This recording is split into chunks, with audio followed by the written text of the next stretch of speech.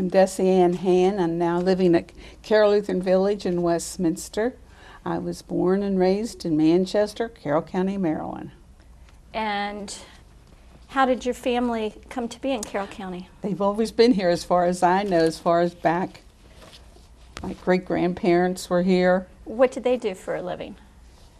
I guess my great-grandfather, my maternal was a farmer, I guess, and my paternal grandfather was a businessman, had Snyder's Body Works in Hampstead. Mm-hmm. And so then your parents both grew up here too? Yes, and my grandparents all grew up here. Wow. So that's why I don't know how they came.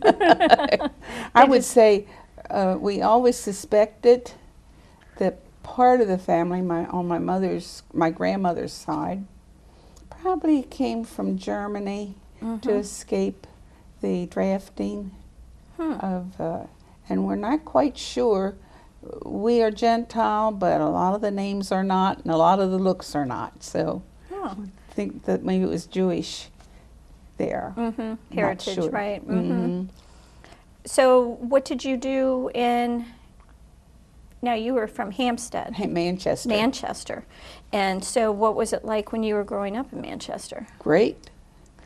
You didn't want to do anything you didn't want your parents to know about, because everybody in town knew you. You knew everybody in town. I could sit down and name everybody. We only had principally 4 streets. North and South Main and York and Westminster Street. Just growing up a lot. Went to school there, started in the basement of the school, and ended up on the 3rd floor, graduating from there from high school. Oh wow, one building. Yeah, it's now unfortunately torn down. Oh. It's where the Manchester schools are now. Did you walk to school? Yeah, oh yeah. Did they have buses then where people? Oh well, but I lived too close, and I think it was 2 miles. But I lived in town. What were the houses like? What were the houses like?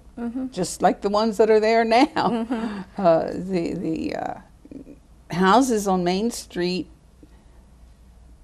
from both hills on either side of the town are the same, and the same way with the houses on York, and there's very few newer houses there. They were all, my grandparents built our house around 1912 or something like that. I lived on South Main Street, and I would sit at night doing my homework and listening to the trucks coming up the hill, pulling gears. And right across from where I lived, when I was growing up, it was just like a woods. It wasn't big trees, because there had been, I think they said, a tannery there, and there was some foundations there. I never saw it, but it was just growing up. Right. And so I guess you watched that town grow a lot. when I lived there until I was 45, and then I moved to Hanover, Pennsylvania, and but I kept coming back to Manchester. I never left my complete roots from Manchester. And yes, but I'm ashamed to say, but I've gotten lost in Manchester with the new streets and everything, because it's so much development there. Right. But what kind of entertainment did you have back then when you were growing up? we did our own entertainment. But when I was a teenager, we had the dance there, Jamboree Hall, and the firemen had the movies at the fire company, and we had a little bowling alley in the bottom of the fire hall that was not an approved bowling alley, but we used to go up there. And then there was a bar there, but everybody went in. Best crab cakes you ever ate. Oh, Yeah, that's where I learned how I like to eat crab cakes. Were there many restaurants?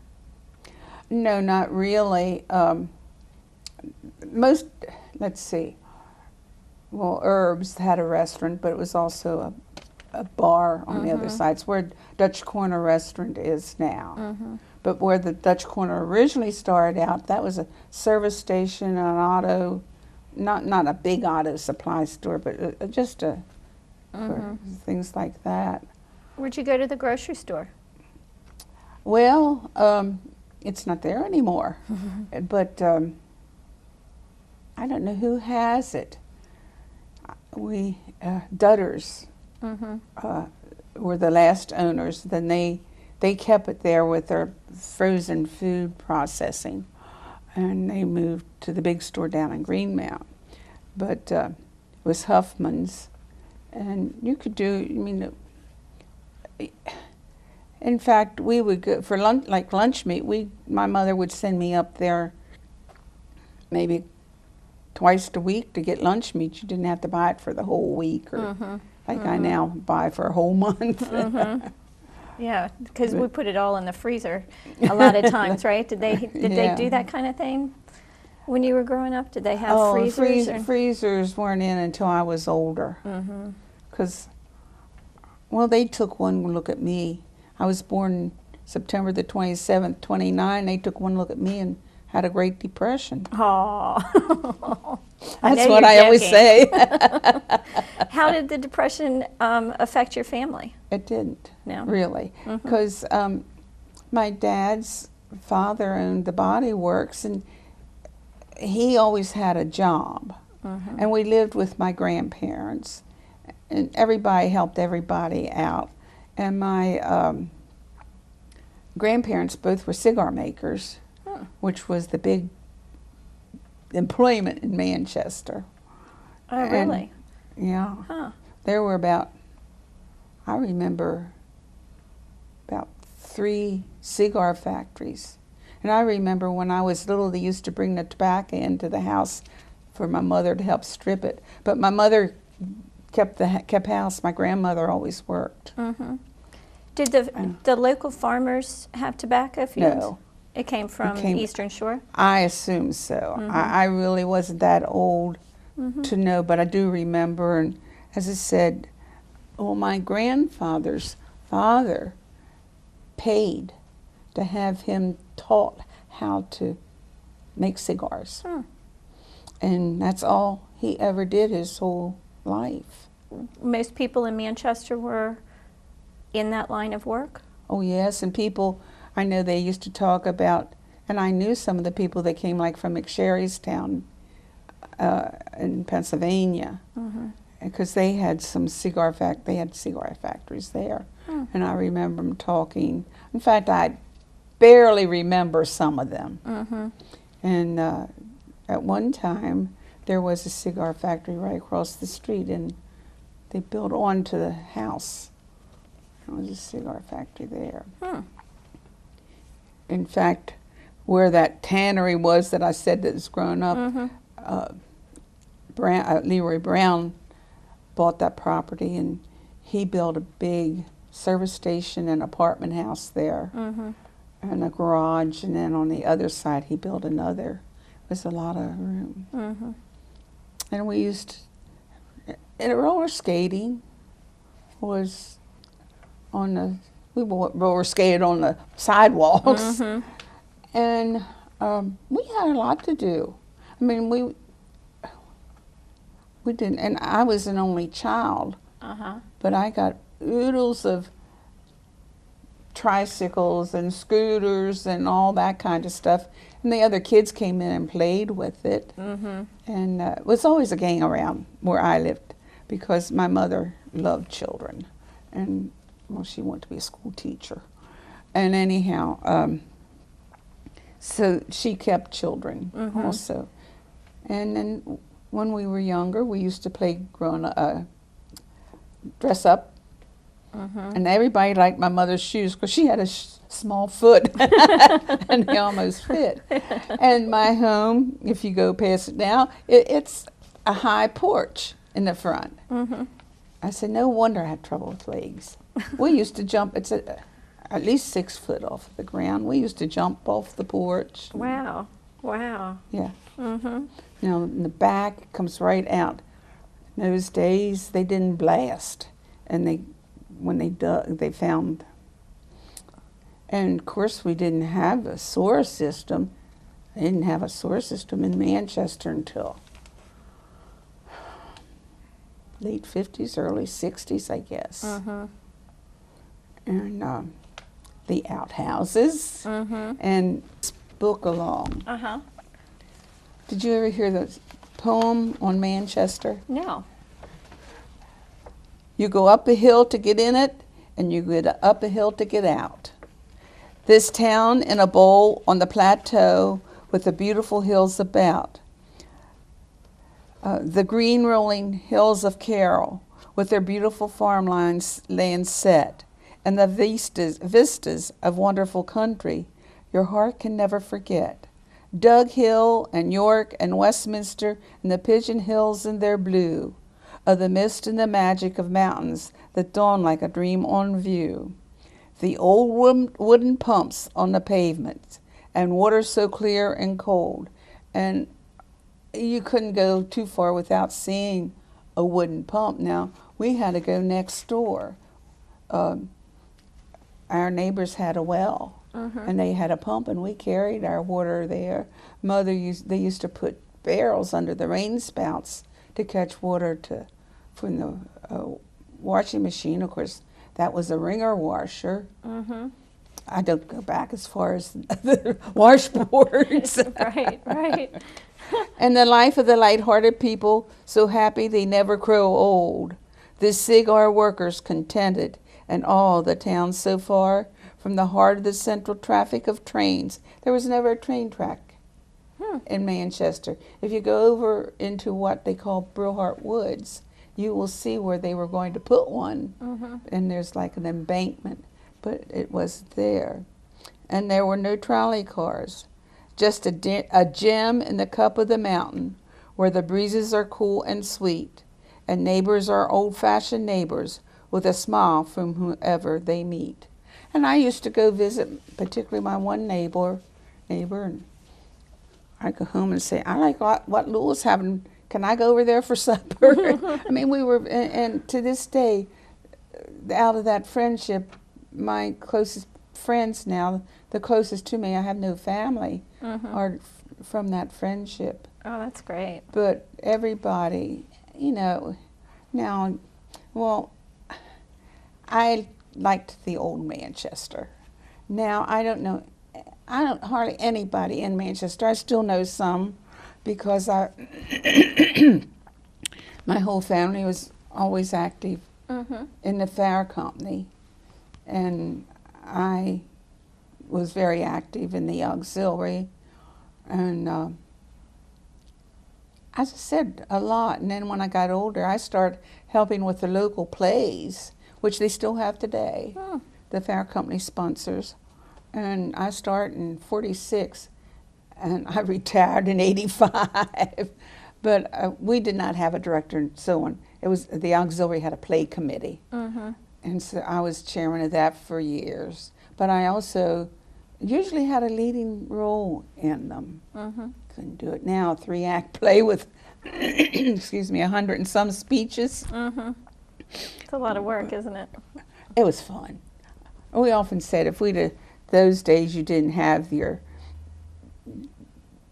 whatever, video cameras and stuff, we needed a movie, a movie camera. We could have paid for those.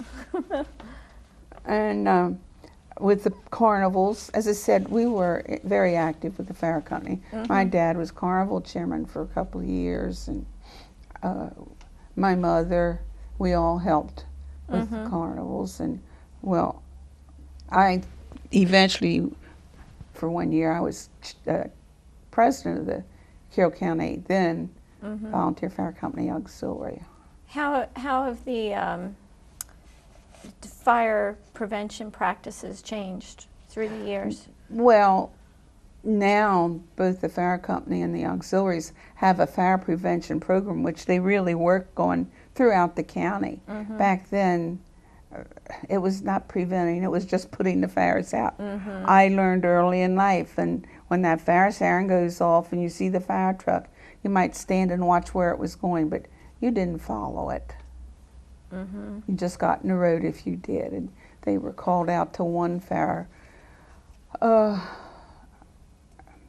probably was in the 50s, up at Mount Venus Road, and all the spectators parked along the road. That the fire truck scraped some cars.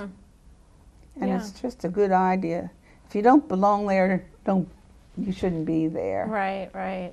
Now, my husband's family was not into that. In fact, I felt like kicking him out of bed when the siren went off. We had neighbors that would get up to see my dad pulling his trousers up and running down the front steps, because our house sat high. But it was so customary. When they got the siren and you'd hear the siren, you'd just run out of the house to look to see which way the fire truck went. And the carnivals, that was a big part of our summer. Before we got out of school, we know who we were going to walk around the carnival grounds with that year. And then when we got a little bit older, if the boys didn't chase us, we walked and chased them. That part hasn't changed too much, because I don't mean the boys necessarily, but the carnivals, because we still have the carnivals today. All the fair companies, I guess, in Carroll County, except Westminster, still have the carnivals. And I was not quite a year old because they used to have them on what they called the Whit Monday week in May. And I was born in September, and that May, my great aunt and her husband lived the carnival ground was out Westminster Street. And they lived in an apartment right there. And I was at the carnival every day, and that continued until the 1960s. I never missed a night at the carnivals. Oh, wow. Well, after I stopped chasing the boys and got married, we would, I helped in the stand at work. And the dance, that was a big part of my life. And I used to say, if there'd have been 8 nights in a week, I'd have gone dancing 8 nights. But the dance in Manchester was on Wednesday and Saturday nights, and it was a dance hall, and I was 16, but we had any age, we weren't, and as I said, it was a dance hall, and every so often they had to call in the state police. There would be not a knockdown, right, but there would be a fight or something. They'd call them in. In school, we used to have a boy that every year we knew he was going to fight with the teacher. But things that we did, they just look on different today. Of course, we didn't do. I don't think we ever killed anybody. But I kind of remember my mother saying, my generation, she said, her generation did the same thing, except they didn't talk about it, and we did. Because she would tell stories about her class. She graduated from Manchester also in 27. Those boys in her class gone a cat. Ooh. So see, but I think people that live here in the country look upon things. I can see it here at the village, different things. It's nothing for me to talk about butchering, which I grew up doing. And when I could scrape a casing that my mother-in-law approved of, I had it made. But Manchester's been a bedroom community, Manchester and Hampstead, for years, before they called them bedroom communities. Right. Because my dad, mostly I remember him working in Baltimore, the same kind of work as my grandfather had, but he worked at Herman Bourne and Sons, which was a truck body builder. And most everybody, in fact, after I graduated, I went to business school, Baltimore Business in Baltimore. And then I decided I went to work in Hanover. And when I was thinking about coming over here, I talked to Pastor Norma and I said, do I have to go to Cross Keys up above Hanover? I said, because then I said, I'm as far north in Pennsylvania as I want to go. And she said, no. She says, you know why everybody goes up there? I said, I think so. Because when I was growing up from Reisterstown to Hanover, that was a straight line. The Hanover Evening Sun had the Reisterstown News, and all the way up. And it's a straight line. And it still, to a certain extent, exists today because there's very few people that, only the Nichols, I guess, that go to Emmanuel from that are living here right now, although one of the main people that started was from my church. But they still go to Cross Keys or Homewood or Plum Creek. That was too close to where I lived. And we're up now to its terrace. And it just, we never, once in a great while might come to Westminster shopping. I don't know, I always felt like we were the, Hampstead, Manchester, and that side of the county were just sort of stepsisters. Right. So close and similar to each other. Well, now the other one had a train stop, though. Oh yeah, Hampstead. In fact, they're train stations. Now they're historical society.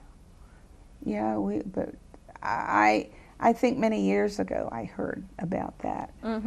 And also, we had an auxiliary drill team that kept us busy. I really never had to, I would just stay home once in a while just to stay home. And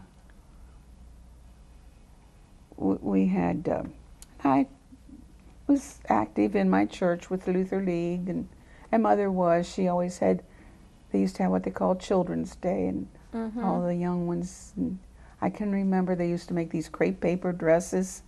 They were cute. They crinkle them up. For the kids? Kids to wear. Oh, that's neat. And then the plays, as I said, that was a big part of my life too. And I was active. I wasn't a good basketball player, but I played basketball. I wasn't good at all in softball. Where did you play basketball? At school? At school. And see, I grew up, I graduated in '46, so I grew up during the war, and we were sort of curtailed. And I think the year that I was a senior, we could go out. We had a Carroll County league, and we played the different, because at that time each town in the county had a high school, and we only had 29 or 30. I get confused because we lost a member between the junior and senior year. But that's all the bigger our class, and we were one of the bigger classes. My mother, I think, only had 9 in her class. Wow. But now she didn't graduate from the school buildings torn down now. She graduated from what they called the academy, which was at one time used as an academy. And then we also had a college over in Manchester. And what was that? Irving College. That's in the last Indians. I know where they were. They were buried right outside of Manchester.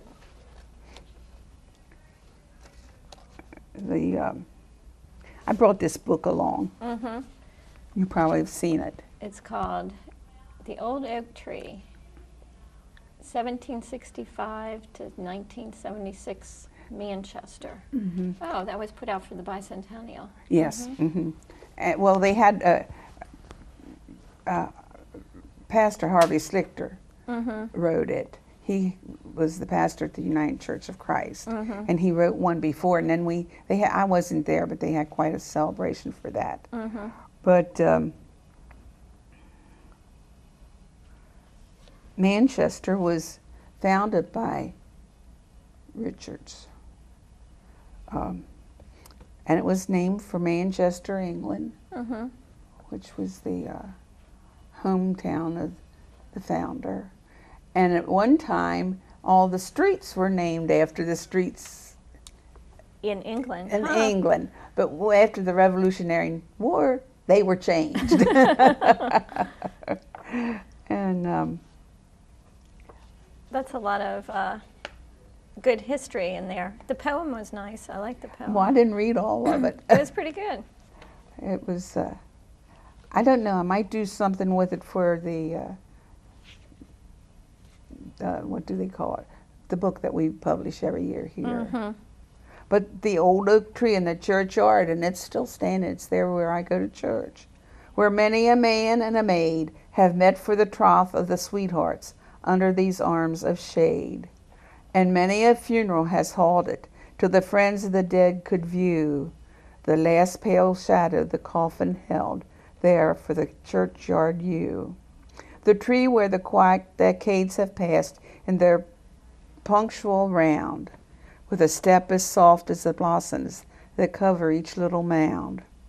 The long main street with its shade trees bending above your heads, and they have just redone the main streets, and they put some nice lights up and replant. They cut down some of the trees and replanted trees. And homes that are not mere houses, but real old homes instead. And the auto bus at train time. I don't know where they got this, and that's probably they went to Hampstead and picked the people up. Bringing the mail to town. Over the road the stagecoach in the old days rumbled down. The chestnut woods of the fall time, and the baseball park on a slope. Baseball was very big, and they had county. I understand they had one fight. The women, you know, they carried years ago parasols, and they got in a fight with the parasols.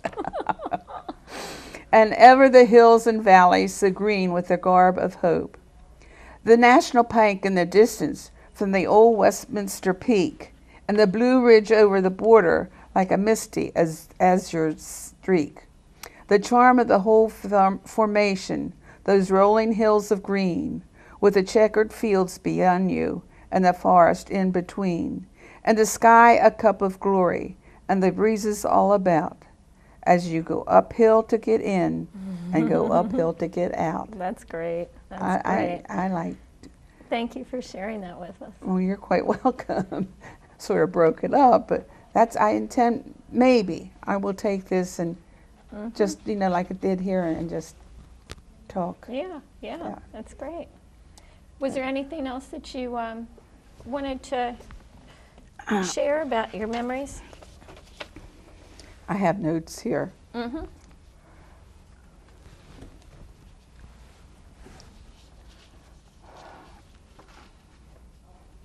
as kids, we used to, when we got older, during the summer, if we didn't have anything else to do, we'd bring out the card table and play rummy. And that place, my home, the man that boarded there had this huge tent. And a lot of people from Manchester used to go camping. In fact, I understand the whole town almost used to go camping. Huh. Where would you go? That's okay. Around where you go fishing. Wherever there was some place. Up out here outside of Westminster was one of the places. Like Cascade Lake? Oh no, Cascade Lake. There we went swimming. We used to hitchhike down there. We had during the war. We have an adult, and we'd hitchhike the Cascade. And that was another one of my memories. And then we used to go up to Tracy's. Now that was what they called an ice pond at one time. And that was on the other side of Melrose, out the bottom. So you went skating in the winter there? Oh, no. We didn't have any place to ice skate. But that was a swimming hole then. It was on a private farm, Tracy's Farm. And we used to hitchhike up there or even walk up there. The only problem were the hills. But no, I have a lot of fun memories. And I often say I wish I could go back to the Manchester that was. Because now when I read in the paper, somebody's from Manchester, Well, they could even be from out around Millers, because that's all called Manchester now.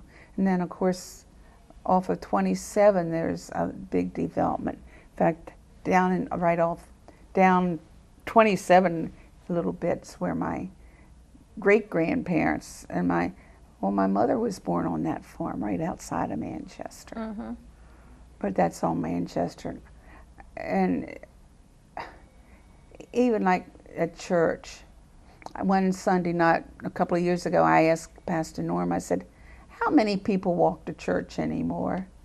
She said, well, besides Thelma Blizzard, I don't know. Yeah. And we all were within a walking Mhm. distance of church and of school, and Mhm.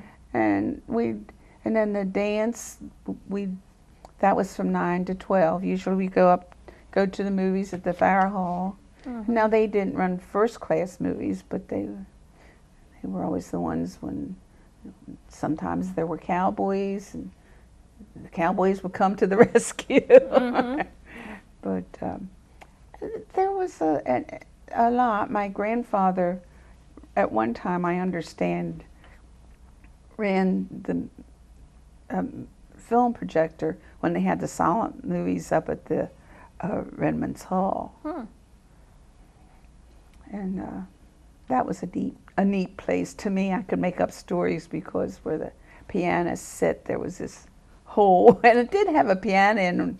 But in fact, for about 2.5 years, I was Girl Scout leader. I'd never been a Girl Scout, Mhm. but I always wanted to be, and we didn't have a troop. So when they started a troop and then they needed a leader, I took Mhm. over for a while. My husband was overseas, but then when he came home, he went in 1954. Right. But that's where we held our meetings. And we had a clothing drive one time. That was my idea, right around house cleaning time. The kids got so many clothes, we didn't know what to do with them. So where they were originally going to go, I keep fooling with that. It's okay. Where they were originally going to go, we finally packed them up and took them over to New Windsor. Oh, that was overwhelming. You did a lot in the community. Yeah, I was always raised to volunteer. Mm-hmm. And I took it up when I moved to Hanover. Mm-hmm. And as I said, I got I never moved that far away. I've only ever belonged to Emmanuel. Mm-hmm. And right now, I'm 1 mile further from my church than I was when I lived in Hanover. So Yeah, that's not bad, huh? no. No. So I never made a big. Well, my husband was from Manchester also, Mm-hmm. and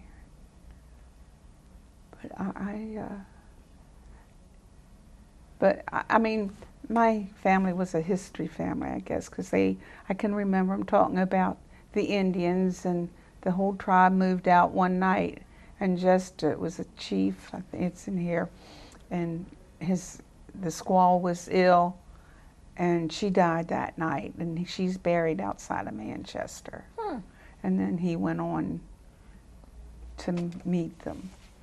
And I can't tell you the tribe. I thought it said in here. What year was it? Here, no, wait a minute. Up to 1750 or 1751, a remnant of Indians, numbering 60 or 70, resided within a mile of Manchester, and they often passed through the area of the present town. And it says, at that time, it was Baltimore County. Hmm. You know, Carroll County was made out of Baltimore County and Frederick County. So then it was Baltimore County. And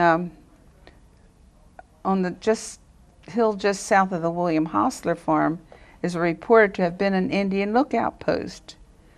And in the wooded area by it, a number of Indian relics have been found. Indian graveyards have been reported in a few places in the community. They were of the Susquehannock tribe, Hmm. so who were described by the most noble and heroic of Indians that dwell upon the confines of America.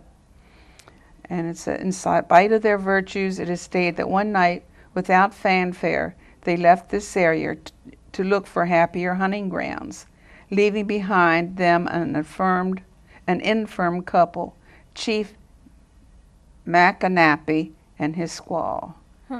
And his, well, I know, I mean, it was above the present George Black home. They don't live there, but I know where it is. And after she died, and he buried her, and then he left. And they think that perhaps they went to Florida. The whole tribe. But I thought that was always interesting. Yeah, that's interesting.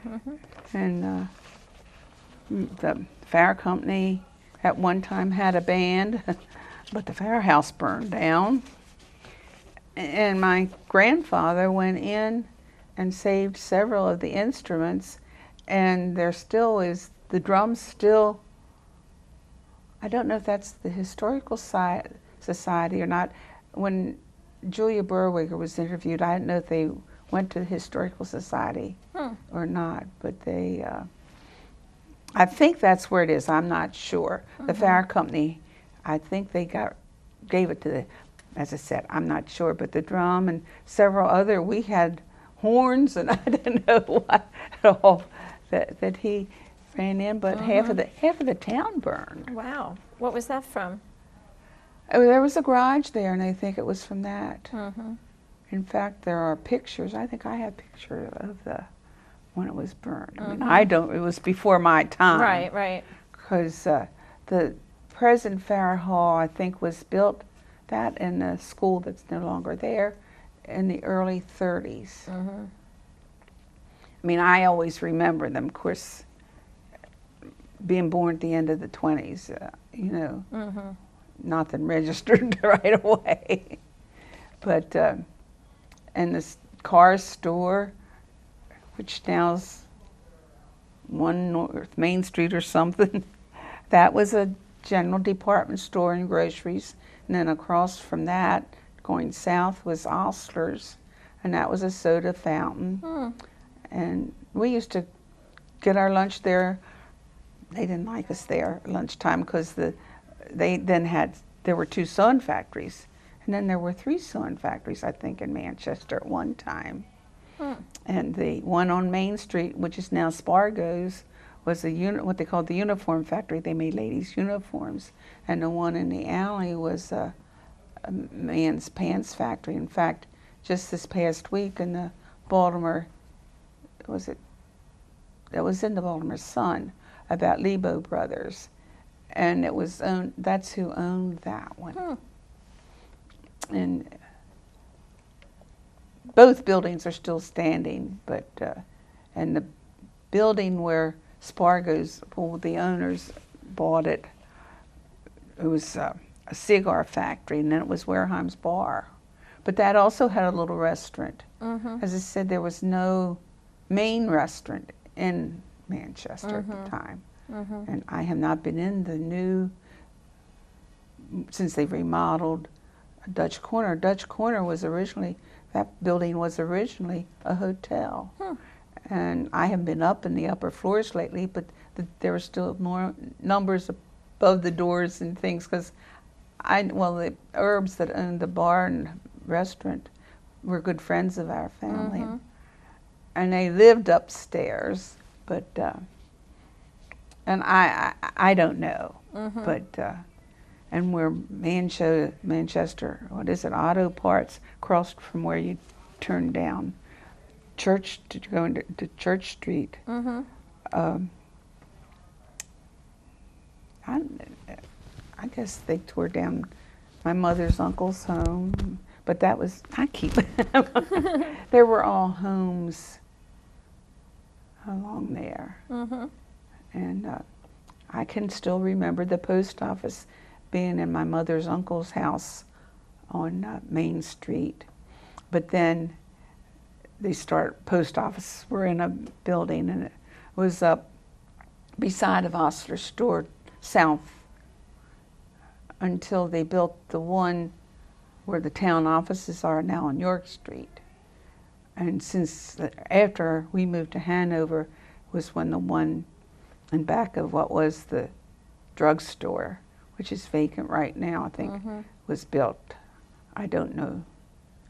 I know that you know about them being built there, but and there's one home as 27 comes out onto 30 up at the upper end of town. Beautiful. It was a beautiful big brick home. Now it's all boarded up.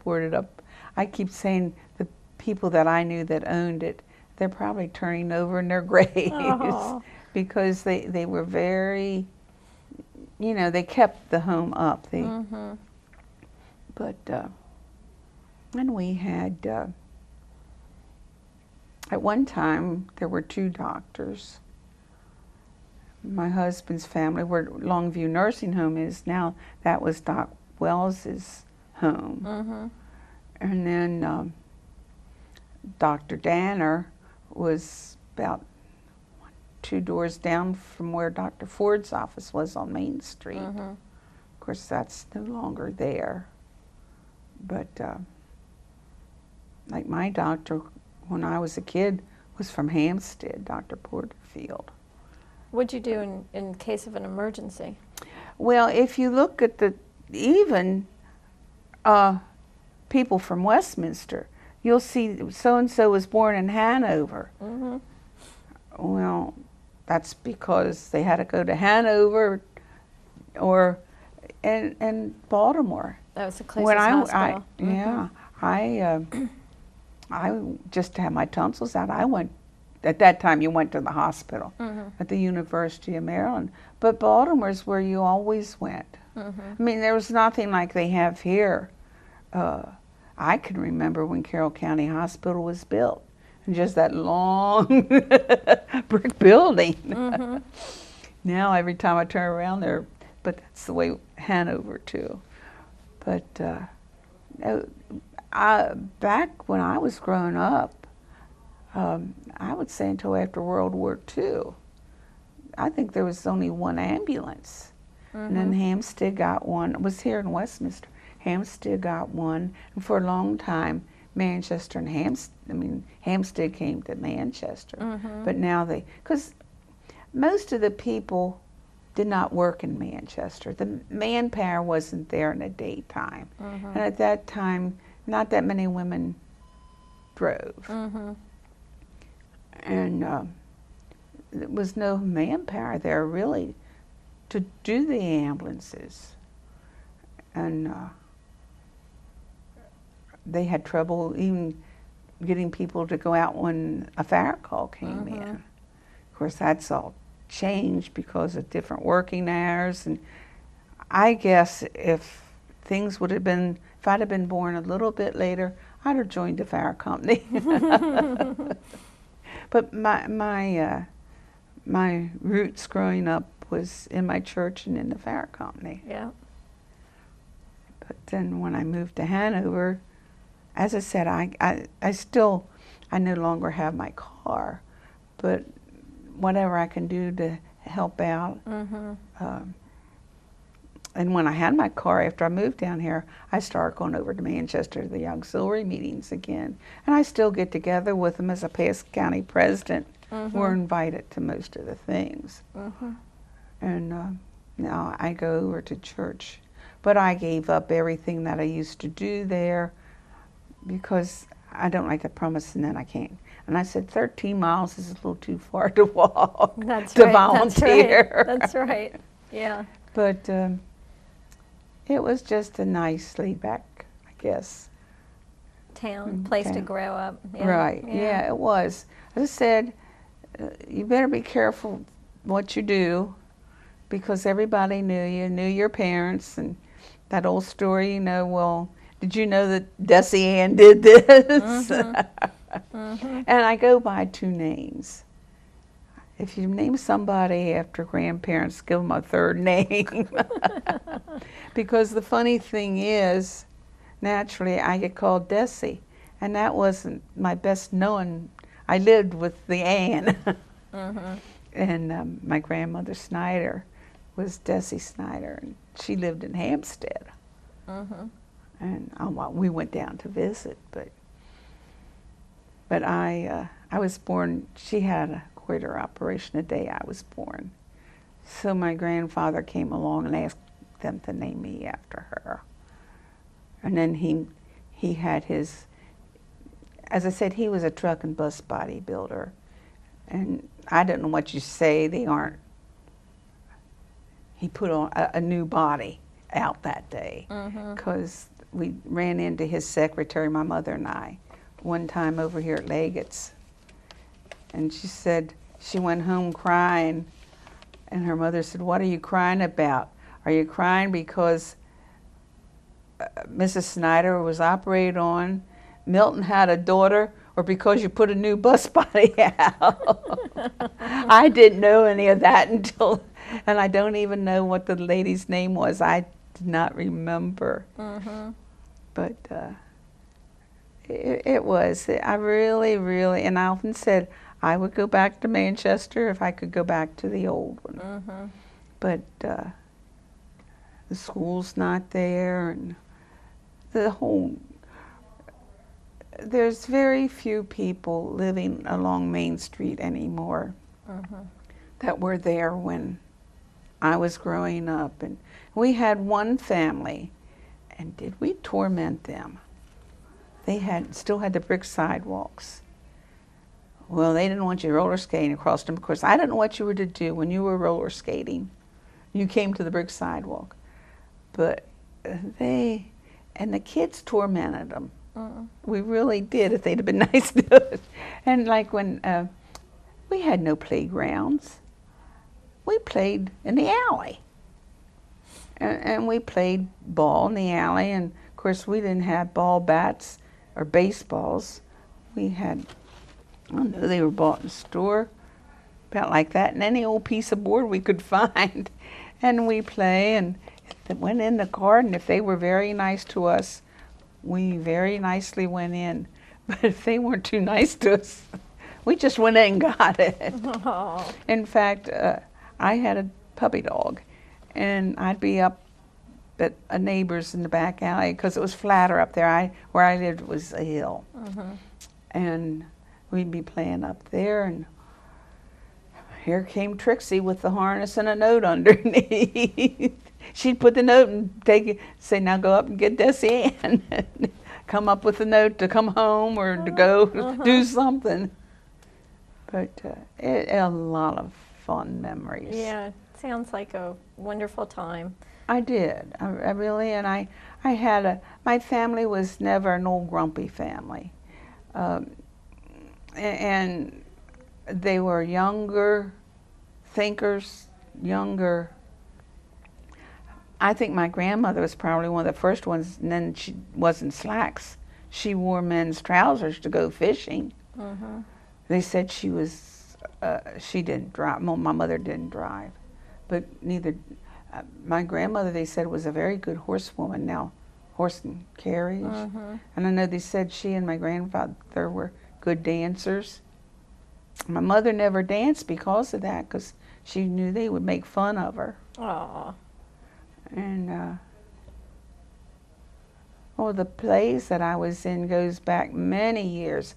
I grew up hearing about them. My mother participated in them.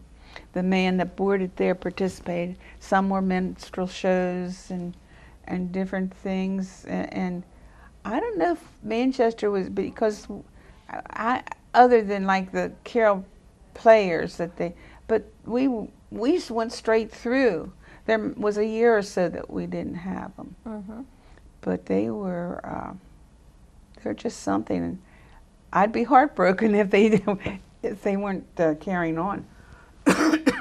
But some of the guys used to come and watch us rehearse.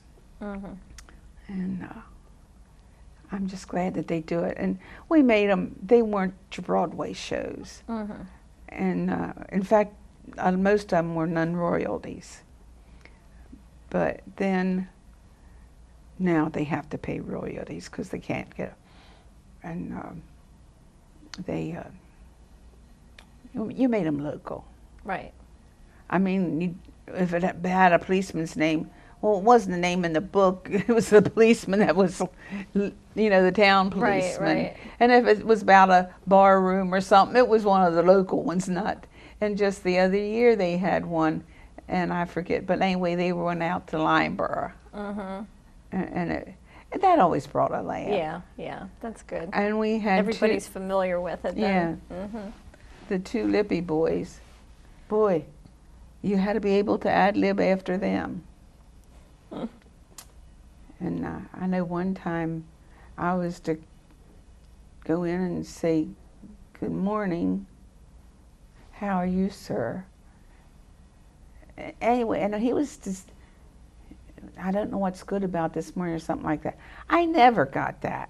So I made up the night of the play, he came out with the right words, and I started stuttering. But and through it all, I love to go see, mostly comedies. Musicals are all right, but I like comedies. Mm-hmm. And I like to go to dinner theaters. And years ago, when it didn't cost so much, I used to go to New York with my cousins, and we'd go to 2 Broadway shows a day, one in the afternoon, one at night. Mm-hmm. Couldn't afford that anymore. Yeah.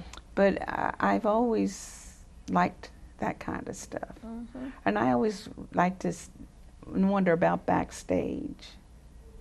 And up at Sight and Sound, I'd love to see the backstage up there. Mm-hmm. I can't imagine with all those animals and everything. Yeah, they do a big production. Mm-hmm. Well, thank you so much for sharing all those thoughts, Well, and you're quite I'm welcome. so happy that you enjoyed your time in Manchester. Oh, I did.